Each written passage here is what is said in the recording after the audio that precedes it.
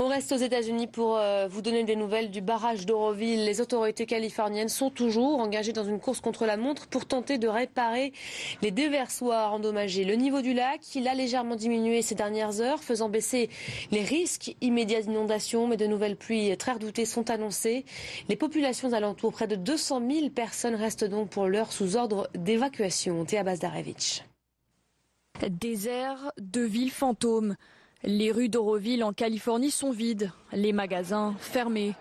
Les 188 000 habitants des environs évacués dimanche soir ne sont pas prêts de rentrer chez eux. Beaucoup dorment dans des écoles ou des gymnases improvisés en abri d'urgence. C'est stressant, exténuant même. Beaucoup de gens, les enfants, ne savent pas quoi faire. Je veux rentrer chez moi. De la nourriture et des soins de première nécessité ont été livrés en urgence, car la plupart sont partis sans rien avoir pu emporter. Certaines personnes sont très choquées et un peu effrayées, car c'est la première fois qu'ils vivent une catastrophe, qu'on leur dit d'évacuer leur maison et de dormir dans ce genre de dortoir.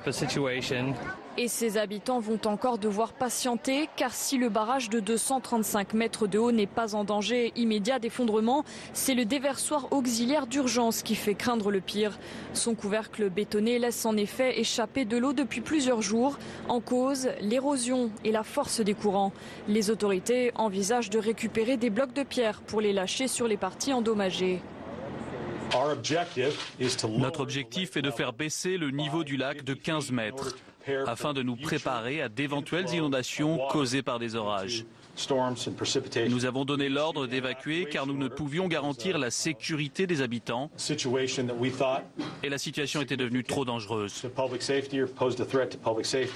Le gouverneur de Californie a décrété l'état d'urgence et c'est une course contre la montre qui est désormais engagée car la pluie devrait à nouveau tomber en abondance sur le nord de la Californie dès jeudi.